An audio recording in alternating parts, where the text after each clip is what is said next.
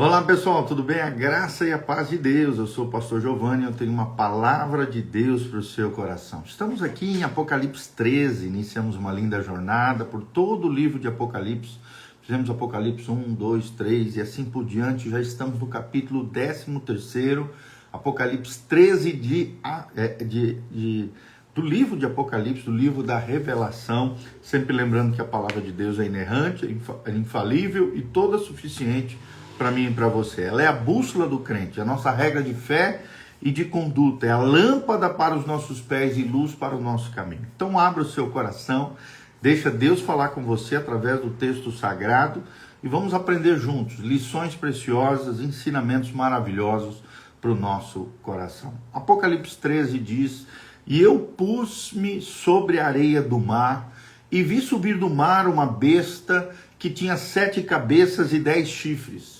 E sobre os seus chifres 10 diademas, e sobre as suas cabeças um nome de blasfêmia. E a besta que vi era semelhante ao leopardo, e aos pés como os de urso, e sua boca como a boca de leão, e o dragão deu-lhe o seu poder e o seu trono e grande poderio. E vi uma das suas cabeças como ferida de morte, e a sua chaga mortal foi curada, e toda a terra se maravilhou após a besta. E adoraram o dragão, que deu à besta o seu poder, e adoraram a besta, dizendo: quem é semelhante à besta? Quem poderá batalhar contra ela? E foi-lhe dado uma boca para proferir grandes coisas e blasfêmias, e deu-lhe poder para agir por 42 meses. E abriu a sua boca em blasfêmias contra Deus, para blasfemar do seu nome, do seu tabernáculo e dos que habitam no céu. E foi-lhe permitido fazer guerra aos santos e vencê-los. E deu-se-lhe poder sobre toda tribo e língua e nação. E adoraram-na todos os que habitam sobre a terra, esses cujos nomes não estão escritos no livro da vida do Cordeiro, que foi morto desde a fundação do mundo. Se alguém tem ouvidos, ouça. Se alguém leva em cativeiro irá. Se alguém matar a espada, é necessário que a espada seja morto. Aqui está a paciência e a fé dos santos.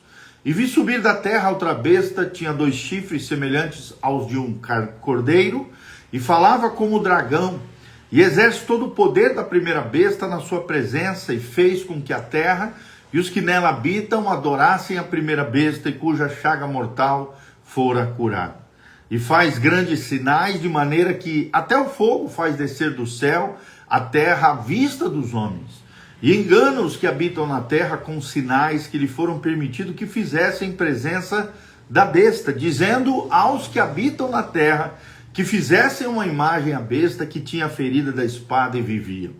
E foi-lhe concedido que desse espírito a imagem da besta, para que também a imagem da besta falasse e fizesse que fossem mortos todos os que não adorassem a imagem da besta. Besta aqui é o anticristo, tá, gente?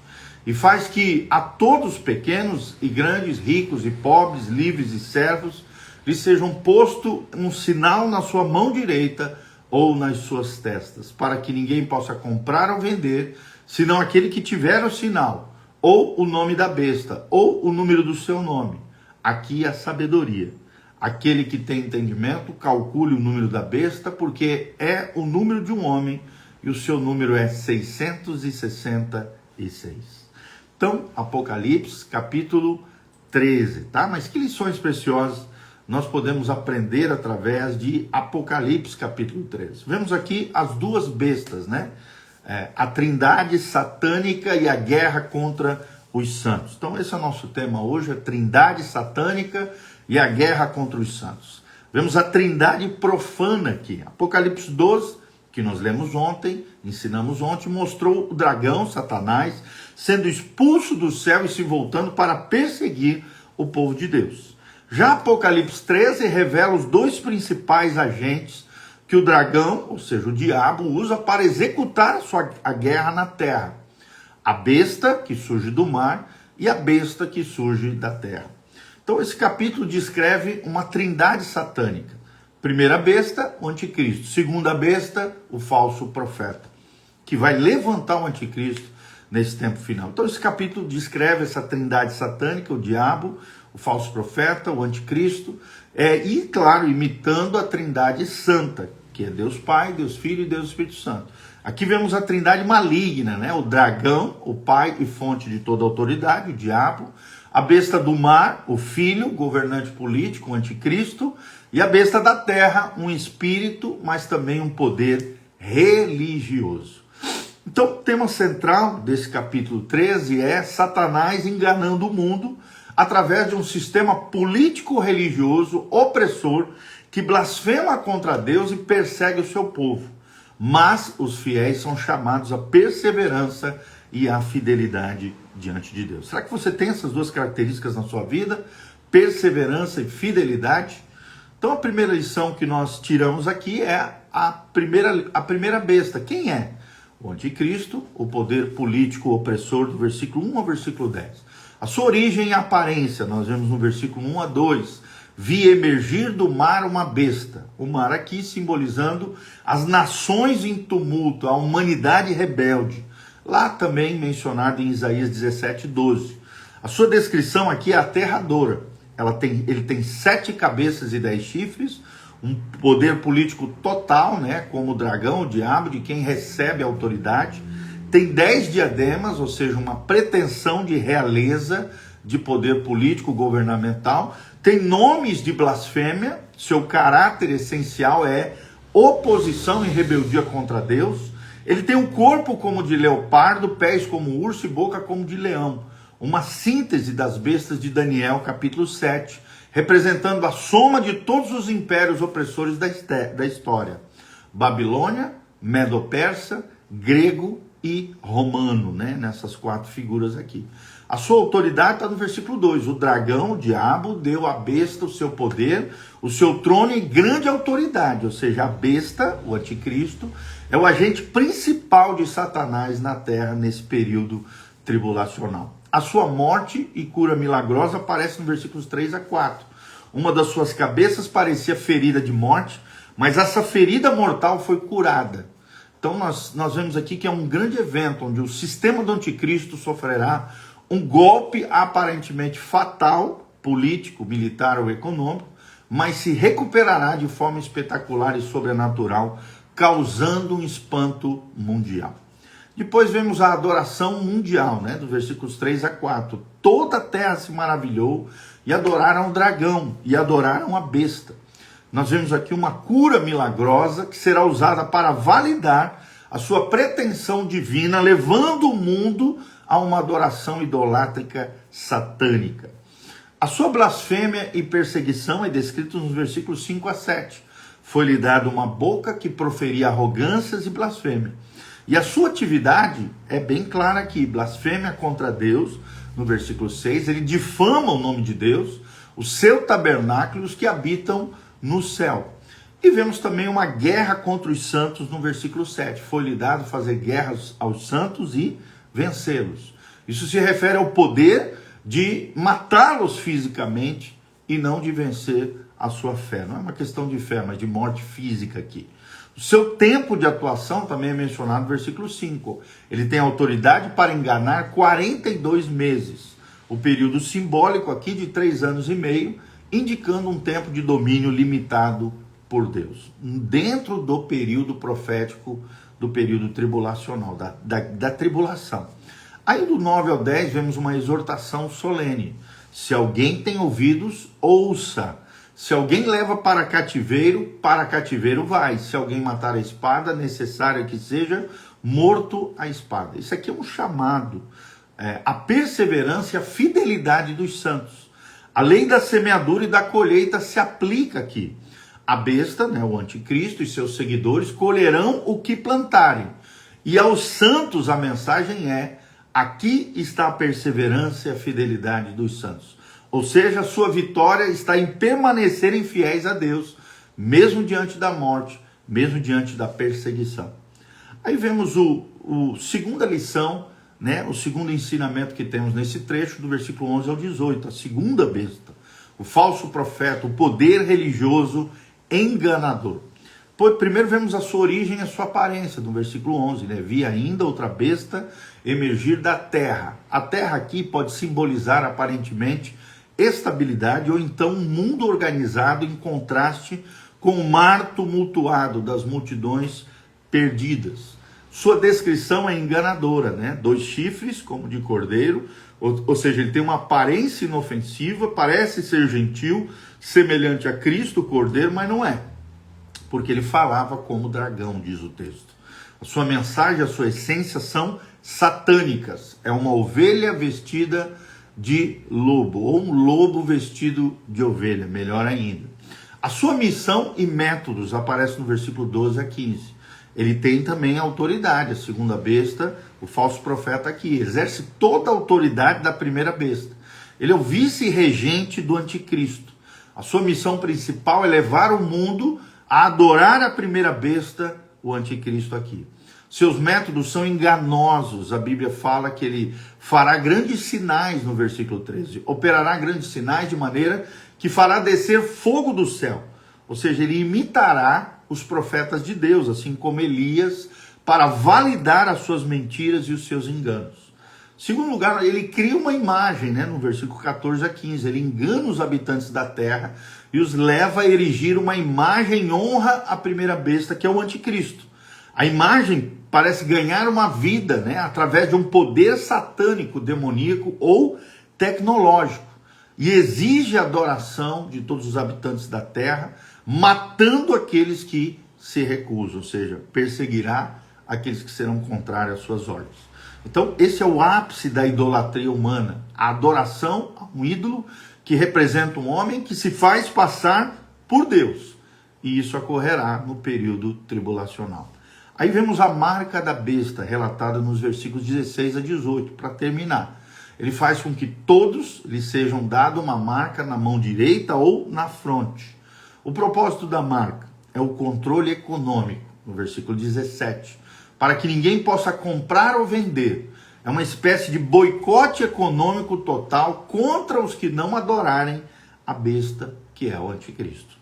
O número da besta também aparece no versículo 18. O número é 666. O significado é que o número 7 representa a perfeição, a plenitude de Deus.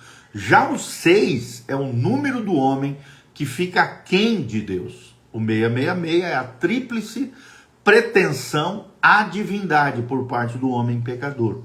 É a expressão máxima da religião humanista, que coloca o homem no lugar de Deus, o que a gente chama de antropocentrismo. É interessante, né? Toma cuidado, querido, não se perca em especulações. O princípio por trás do 66 já está ativo nos dias atuais. É qualquer sistema que exige lealdade absoluta em oposição a Deus, dentro de uma figura humana, dentro de um ídolo, dentro de uma pessoa, de um ser humano que não seja Deus. Então a gente tem que ficar bem atento, vigilante, ter discernimento nos tempos finais que estamos vivendo. Então, para nós fecharmos aqui, quais são as lições para a igreja que enfrenta o sistema do mundo vindouro? Primeiro, o mundo é governado por um sistema hostil a Deus. Por trás das estruturas políticas, econômicas e religiosas do mundo, há um poder espiritual maligno buscando a adoração e o seu coração. Então o cristão não deve ser ingênuo nem se deixar enganar.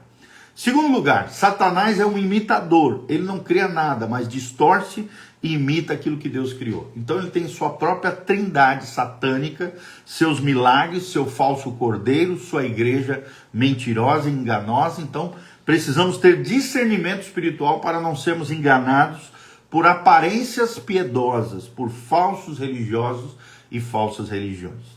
Terceiro lugar, a perseguição é inevitável para os fiéis. Quem se recusa a se curvar ao sistema da besta, ou seja, do anticristo, enfrentará o ostracismo econômico, dificuldade econômica, perseguição e morte. Ou seja, a fidelidade a Cristo terá um preço, o preço da sua própria vida e perseguição. Em quarto lugar, a nossa batalha é espiritual.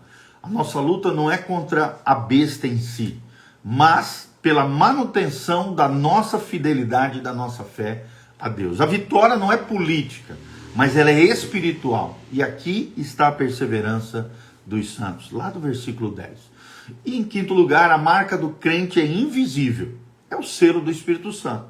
enquanto o mundo recebe uma marca visível na mão direita, ou então na sua fronte, na sua testa, o crente possui o selo do Espírito Santo. Está lá em Efésios 1,13. O nome de Cristo e do Pai escritos na sua fronte. Está lá também descrito em Apocalipse 14:1.